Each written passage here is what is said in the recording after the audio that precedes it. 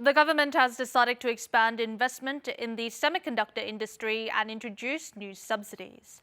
This move comes as the global race for semiconductor supremacy turns into a war of capital. It plans to inject public funds to help domestic companies compete. But is this enough? We take a look.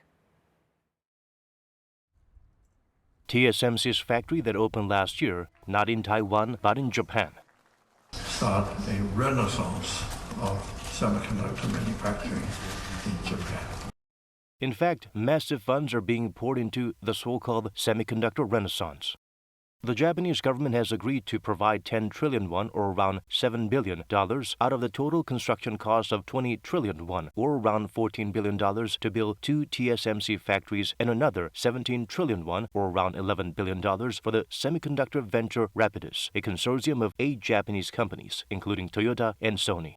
The plan is to invest 100 trillion won, or around $70 billion, by 2023. 산업전략 2040에서 디지털 전환, 그린 전환을 동시에 달성하겠다라는 내용이 나오고 있고.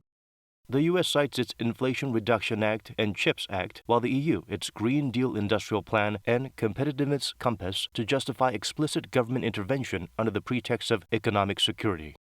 The World Trade Organization's regulations banning discriminatory subsidies have in fact lost their effectiveness. Government intervention compared to the so-called visible hand, such as a 5-year economic development plan, which succeeded in fostering the heavy and chemical industry, is now becoming the norm. 이제 WTO 시대, 작은 정부의 시대, 자유무역의 시대 이런 건 다 끝났고요. 큰 정부의 시대가 도래했고 또 한때 폐기됐던 개념인 산업정책이 다시 핵심 국정 어젠더로 부활했다.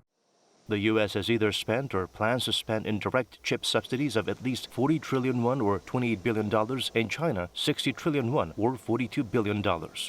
In contrast, the Korean government's first semiconductor subsidy of 70 billion won, or around $49 million, was included in this year's supplementary budget bill.